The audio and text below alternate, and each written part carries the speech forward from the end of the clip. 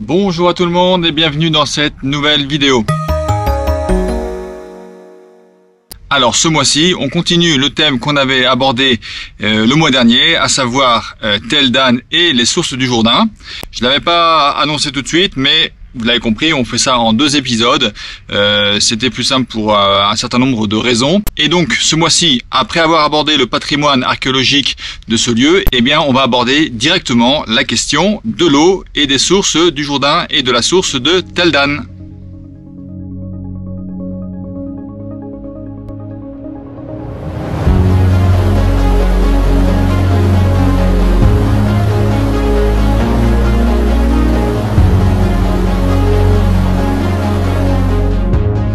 Alors voilà, on est arrivé à la source du Dan. C'est exactement ici, là, sous mes pas, que prend naissance en fait le Jourdain, en fait la moitié des eaux du Jourdain. Alors c'est pas une grosse source comparée peut-être à d'autres sources dans le monde, même dans la région, enfin la région aussi justement. Mais on a quand même 240-250 millions de mètres cubes d'eau par an qui sont charriés par cette source ici. Alors à laquelle se rajoute, comme on va les voir, une multitude de petites sources qui donnent beaucoup moins, mais enfin qui se rajoutent et qui forment un dédale de ruisseaux et d'eau dans cet endroit-là. C'est vraiment un endroit, c'est connu comme le pays des ruisseaux et des rivières. Alors c'est pas pour rien. Mais donc voilà, le Jourdain, c'est donc ce qui est ici et qui commence là. Pour moitié en tout cas, pour moitié, mais c'est déjà pas mal.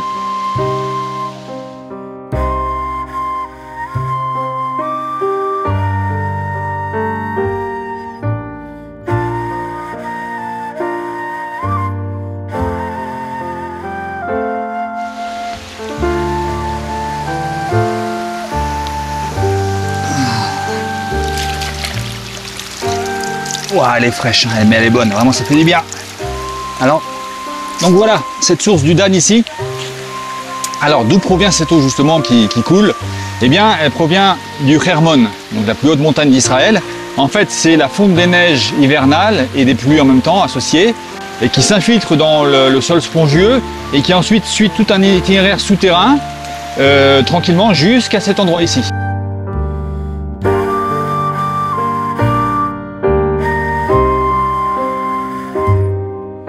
Et en fait, l'eau émerge exactement là. Également, c'est la même eau qui alimente le Hasbani et le Banias. Mais comme je l'ai dit, c'est cette source qui est la plus importante. Et donc, sur 20 km encore, cette source va couler et va former le Dan jusqu'à la vallée de Roula, où elle va rejoindre donc les 3 autres sources pour former le Jourdain. Et cette eau va couler jusqu'à la mer Morte et elle va mourir littéralement dans la mer Morte. C'est là-bas qu'elle va terminer sa course.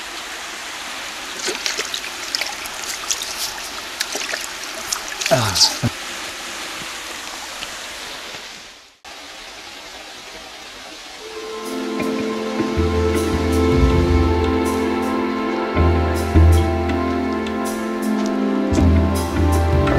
Quand on voit toute cette eau et qu'on entend tout ce bruit et qu'on voit cette luxuriance, on comprend que c'est le pays des rivières et des ruisseaux.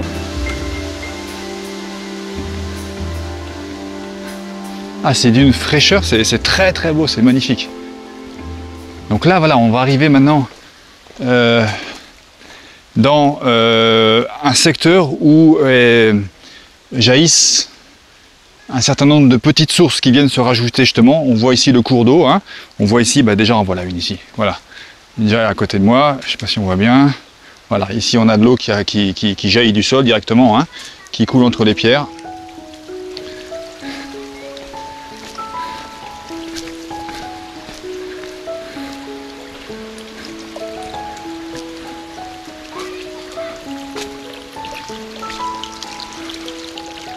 Alors, en fait, tout ça, c'est des sources. Hein.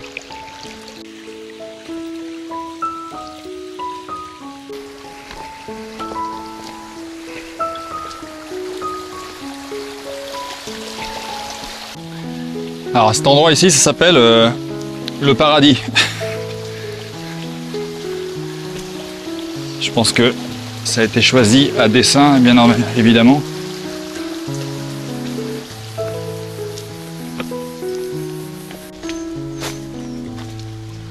Il y en a partout, regardez.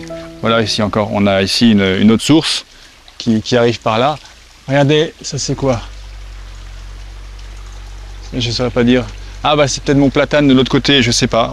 Je peux pas dire, j'ai un peu de mal là. On dirait un platane, effectivement, peut-être. Oui, un platane. Le fameux platane d'Orient. Mais là, on a une source. On en a une autre qui arrive de là. Voilà, en fait, tout le secteur ici, c'est bourré de petites sources. Voilà, ici, on en a une. Là, c'en est une autre. Vous voyez, ça serpente entre les pierres. Ça sort de la terre, ça sort du sol, ça jaillit directement là. Voilà, on ne peut pas aller plus loin. Oui, on a envie de passer la journée là. Voilà.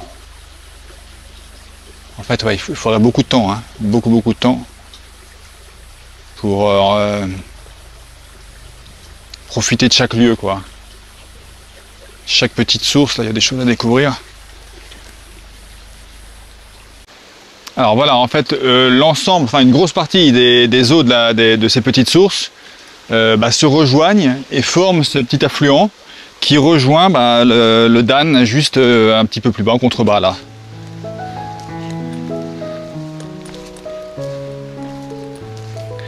En fait, quand on voit une carte, hein, y a de l'eau partout. On est ceinturé d'eau, il y a des ruisseaux dans tous les sens. Et c'est en fait difficile de comprendre comment ça fonctionne parce que là aussi, il y a un petit bassin d'eau, comment dire, d'eau calme. Alors évidemment, quand on connaît l'importance du Jourdain, la symbolique du Jourdain dans la Bible,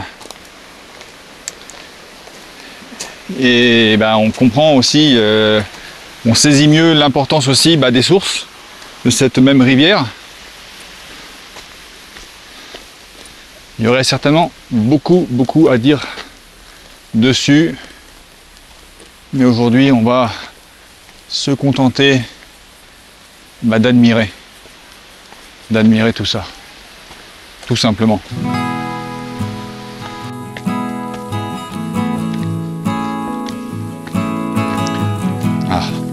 Alors là, on a devant moi, on a un pistachier magnifique, celui-là, qui surplombe le sommet du tel en fait.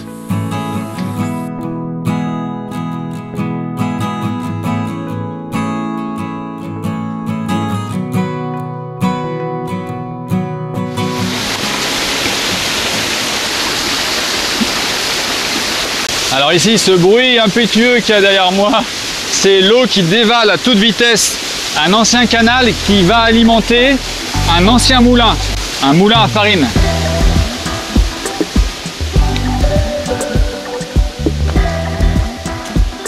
C'est vraiment une symphonie d'odeurs. Alors là, on a l'odeur typique là, du bambou qui se marie avec les millepertuis aussi, on a des millepertuis. On a aussi l'odeur très forte des figues. Des figuiers plutôt.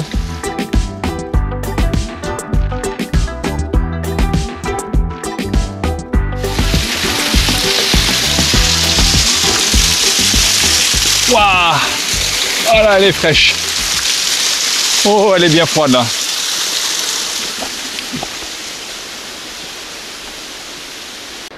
On a un couvert végétal qui est vraiment étonnant pour le coup. C'est un véritable parasol.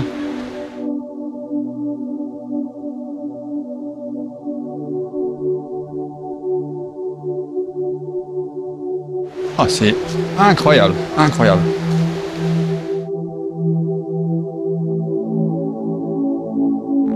En fait, c'est presque surréaliste cette rivière.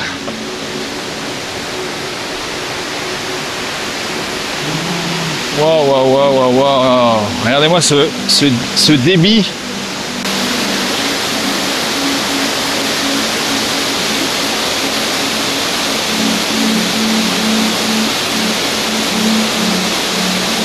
Alors en fait, ce qui fait la force de la rivière ici et son courant incroyable, c'est la réunion de toutes les sources, la grande et puis toutes les petites.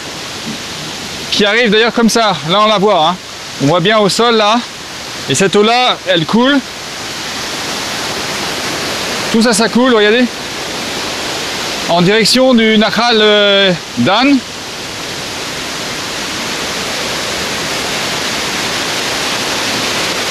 Mais c'est incroyable. Mais c'est incroyable, regardez ça. Aïe aïe aïe. On se douterait pas que c'est ça le Jourdain, hein. Enfin c'est pas encore le Jourdain, mais... Bon, après ça va se calmer quand même, hein, bien évidemment.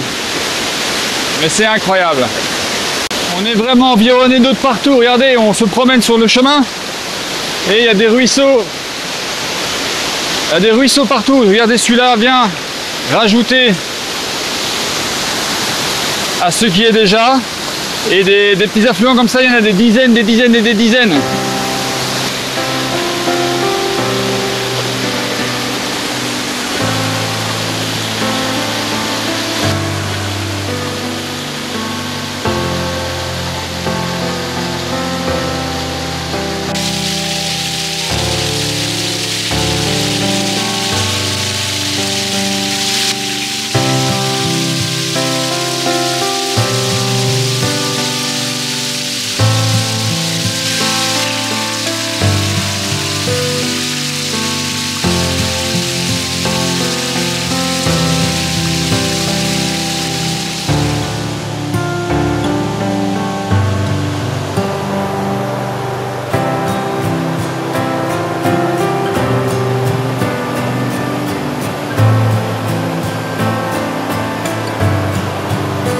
Voilà, sur ce, eh bien, notre visite se termine. Alors j'espère que cette découverte de Dan et du Dan vous aura plu. Alors évidemment, comme je le disais, ça va faire partie d'une série sur tout le système hydrographique d'Israël. Et évidemment, ça faisait longtemps que je voulais faire quelque chose sur la Galilée, sur la Haute Galilée, etc., sur le Kinneret. Tout ça, ça va être fait dans les mois qui viendront, pas forcément à suivre, mais évidemment, on parlera du Jourdain, on parlera du Kinneret, on parlera de la mer Morte, mais tout ça, ce sera dans quelques mois. Sur ce, je vous dis au revoir et à bientôt pour une prochaine vidéo.